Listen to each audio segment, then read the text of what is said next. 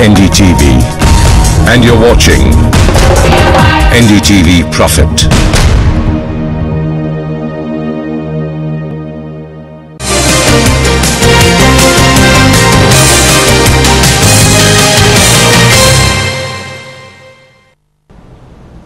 Greetings to all our viewers. You are watching India Inc.'s Dream Budget, a show that gives you a roundup of what the industry is expecting out of the Finance Minister Pranab Mukherjee and what exactly are the troubles that they are looking for a resolution to.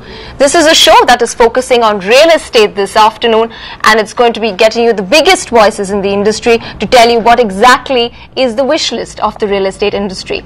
Just to give you a backdrop, the key word right now is urbanization, which leads to the country's development and growth and survival. Real estate as a sector is a key trigger for this very development and growth. However, the sad part here is that it's plagued with problems of its own, high interest rate, as well as the discriminatory treatment vetted out to it, though it contributes almost 78% in terms of GDP contribution to every rupee that has been invested in this sector.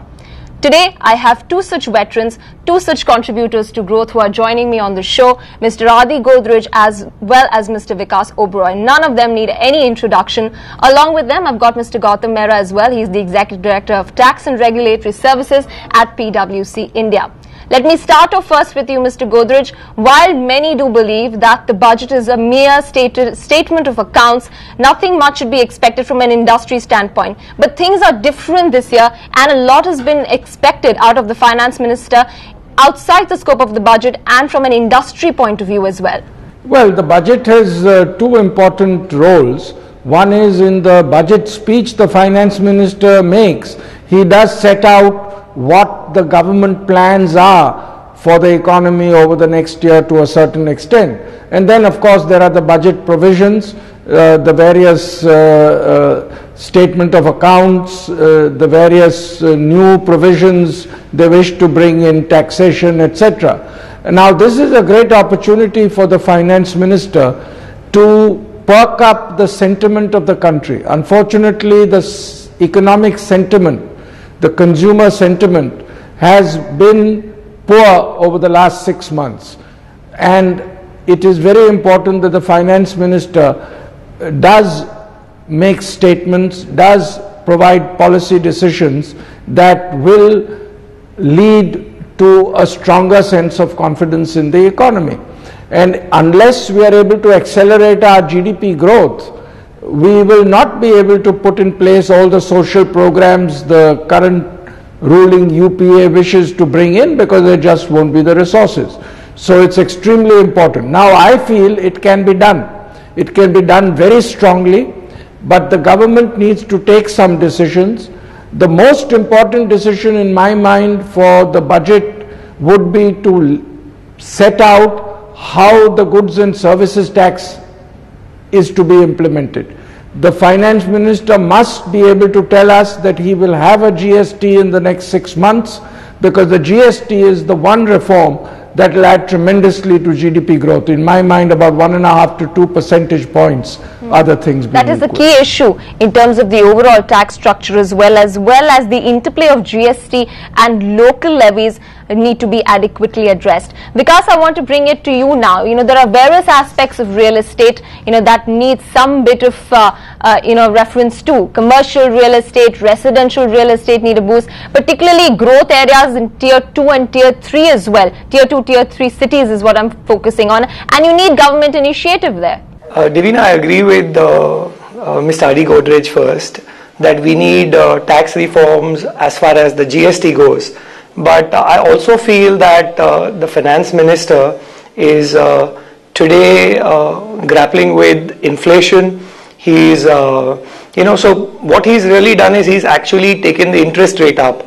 But that really would not help the industry per se. I clearly believe that if one wants to control inflation, one will need to look at the supply side. So my thrust here would be that Finance Minister has a stick and a carrot with him. All he has to do is make sure that the state governments who are looking at any sort of viability gap funding from the center will have to toe the line.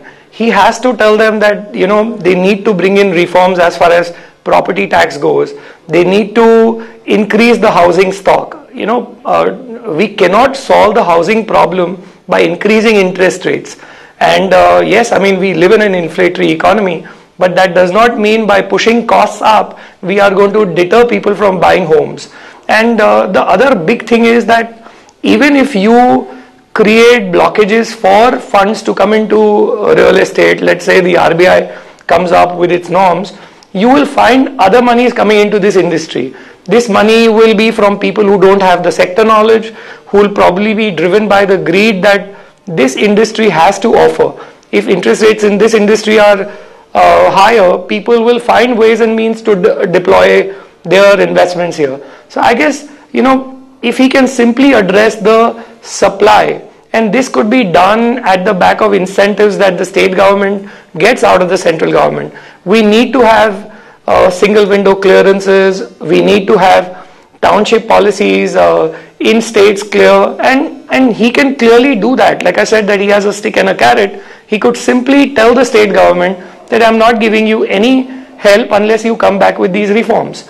They have done that, but they haven't put any timelines for it. ULC did get abolished because the central government took initiative, and they tied that up at the back of, you know, the funding that these guys give. So I would say he should do that. You know, today he needs to come clean with the GST policy itself, because this itself will, you know, help contractors, suppliers to get credit, and, you know, so crystallization. And we are in the court fighting it out, you know, for policy clarification. If that can be addressed, I think we'll be on a good track. Right. Mr. Godrej, you know, there is obviously the anticipation that what could be done this time around is the interest deduction of 1,50,000 on house loans should be increased in tandem, keeping in mind how inflation has moved and the high interest rate regimes. Also, the focus now is that the mid to lower, you know, housing residential units are in heavy demand, particularly in tier 1 and tier 2 cities. But the supply is in shortfall because developers don't want to go ahead with it because of the shrinking margins that they have and a larger economies of scale. You think the government could probably do something on that front to address the need, at least at these lower levels? It's difficult to say what the government will do, but I think they clearly should. You're right, they should increase the interest deduction for income tax purposes against housing interest paid, and I agree with Vikas that the Reserve Bank needs to bring the rates down, mortgage rates need to come down. I think the most important thing the Finance Minister could do is to mention the importance of housing to the economy. Now, this is one of the biggest business sectors in the economy. All the value added in housing and other real estate development is basically value added in India. It doesn't have much imported goods content. The need for housing is very strong. Both the social and economic benefits from increased housing are tremendous. I think the Finance Minister should pay a lot of stress in saying that he would like policy reforms in this area. Our current policies especially in residential housing are very poor. The time frame to get permissions is excessively long. Getting projects through is difficult, and some of the inflation in this sector comes through lack of adequate supply at a low cost. It's no use projects going on for years and years, interest costs rise, etc., which adds to the costs of a project. So I feel there's a lot of reform required, and the Finance Minister might do well to stress that this is a sector the government would like to see reformed in the near future. And rightfully so, because this is a sector that is going to be leading growth from the front. I'll come back to the policy issues, but just want to get in Gautam on the tax side expectations for real estate, Gautam. Yeah, sure. So, you know, as you mentioned, I think the budget is kind of into two parts. One is the policy initiatives and the other is the fine print around taxation. I think one of the things you really mentioned about increasing the limits of the interest reduction from 1.5 lakhs to 3 lakhs. I think we have to view that in the context of the larger tax reforms, and we're all waiting to see what's the progress on the direct tax code. And our sense is that if that is progressing on the side, I mean, it's quite difficult to expect that to be rolled out in April 2012. But if there is a game plan to roll it out shortly, then our expectation is that there may not be too many amendments in the current tax law, and the government may then want to, follow a policy of more of a status quo and taking all the changes when the new tax code comes in. So that's one interesting dimension or perspective around it. And apart from that, obviously, we do have tax benefits for the slum rehabilitation schemes, etc. When you started the show talking of urbanization and increasing the level of infrastructure, one important aspect of this also is redevelopment of old dilapidated structures. There is nothing in tax laws to really incentivize it. One of the key things obviously is approvals, permissions, as Mr. Oberoi also referred to. But on the back of that, I think another important aspect of that is also could something be given even in terms of tax breaks for reconstruction of old dilapidated buildings, especially in urban centers. Stamp duties, yes, again, a state subject, and there'll have to be some push and drive. And, let's see how that pans out. Vikas, you feel that it's important to simplify taxation issues here for the real estate sector, probably rationalization of the overall indirect taxes that you're paying so that there's no repeat payment in terms of values and taxes, which has always been a gray area for the industry. Absolutely. I think our industry is trying to ask in bits and pieces. With the kind of finance minister we have, we should expect sweeping changes.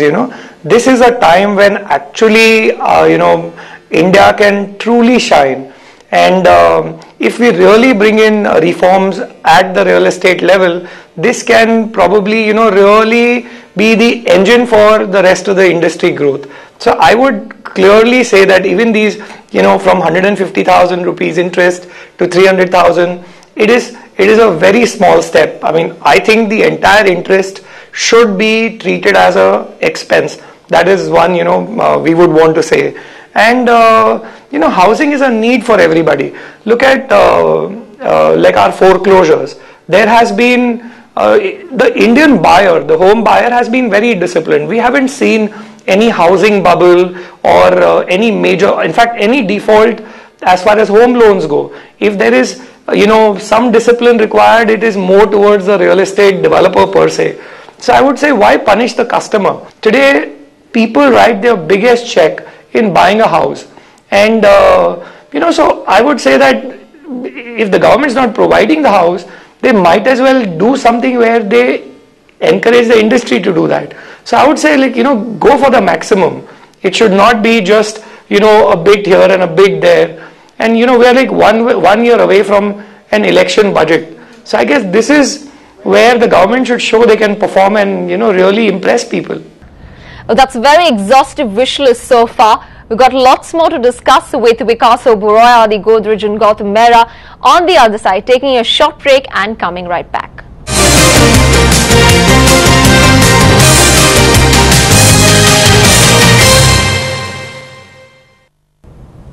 Welcome back. You're watching India Inc.'s Dream Budget. Today in the spotlight is the real estate sector, and I'm in conversation with Vikas Oberoi, Adi Godrej and Gautam Mehra to discuss the industry wish list. Mr. Godrej, the industry for itself does want to provide all that it can, but they're also faced with headwinds. We've highlighted a few of them: higher interest burden.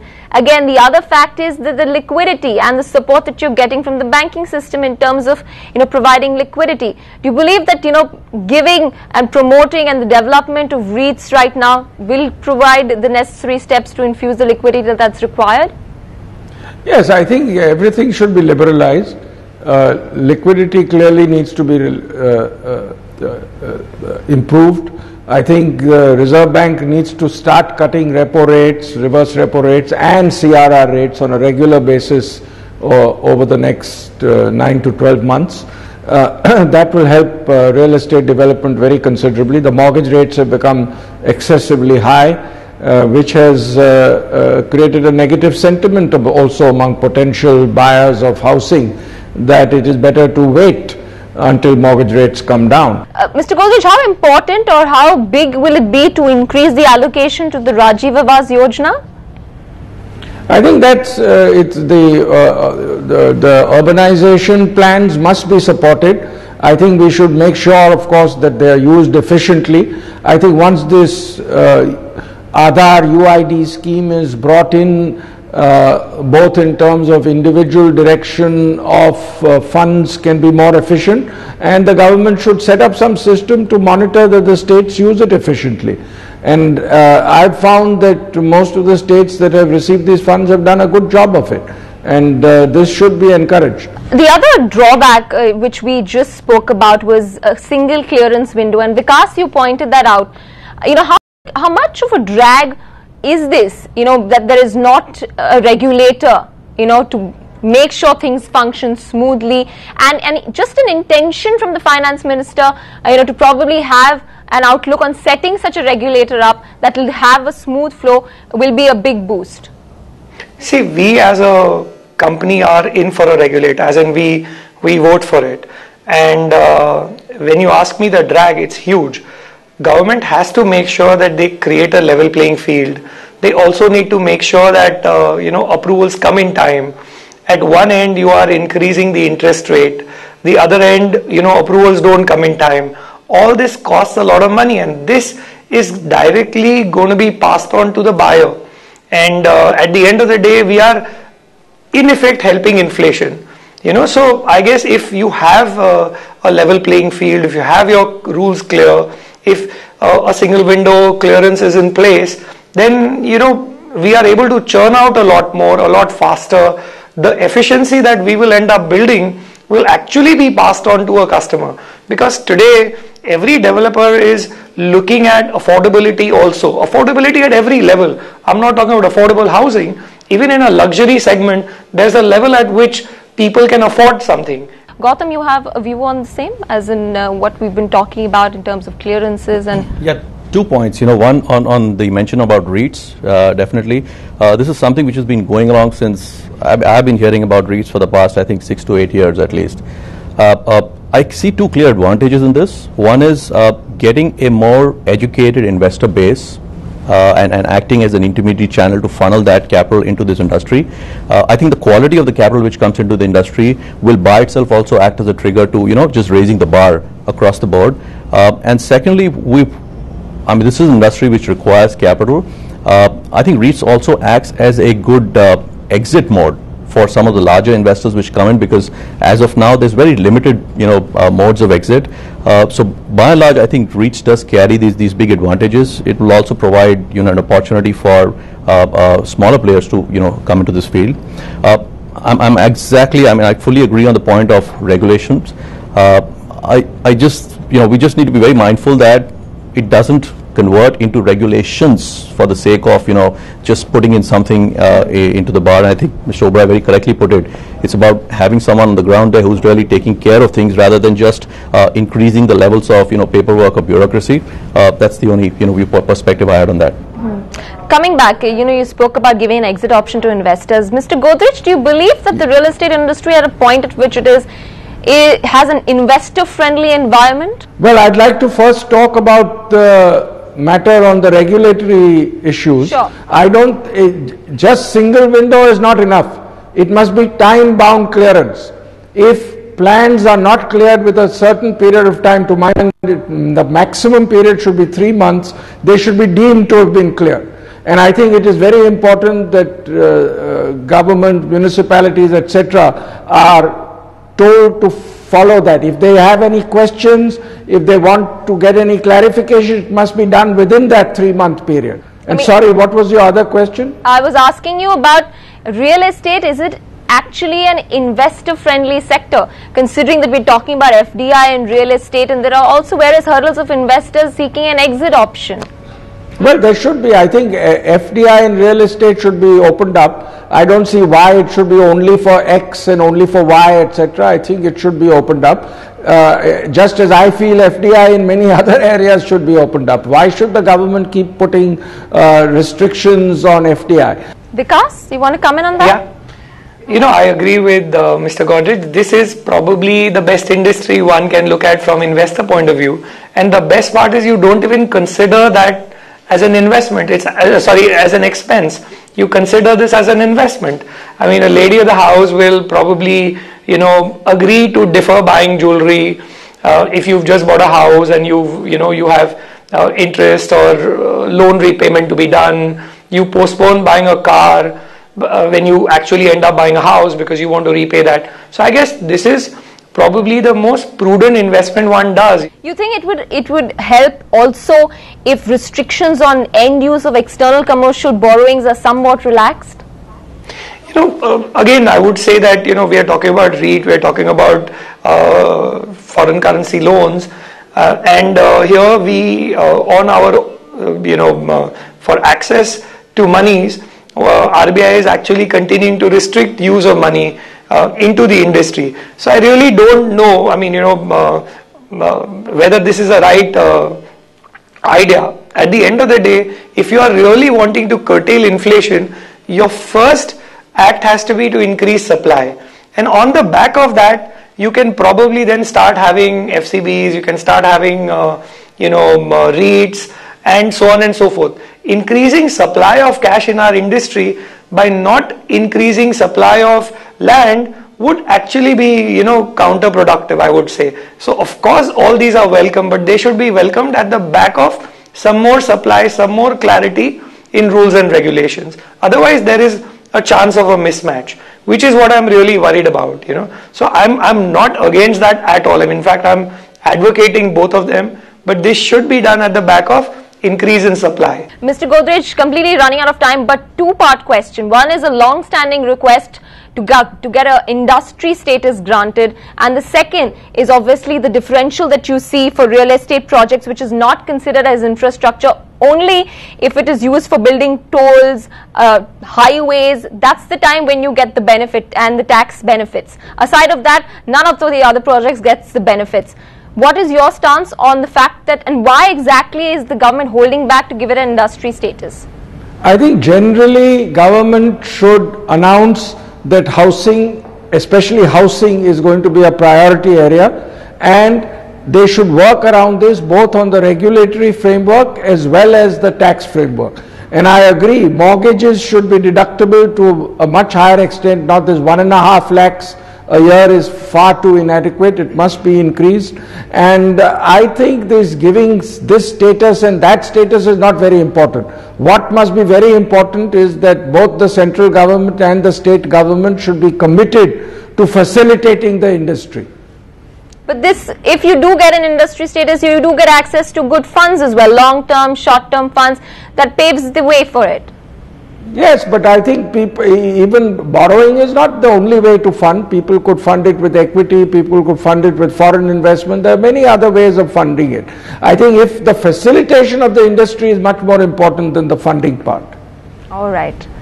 We're completely out of time here. Very interesting discussion, and that was the wish list and expectations from the real estate sector from Vikas Oberoi, Adi Godrej and Gautam Mehra, who joined us on the tax front. Gentlemen, thank you so very much. It was a pleasure discussing the wish list with you all.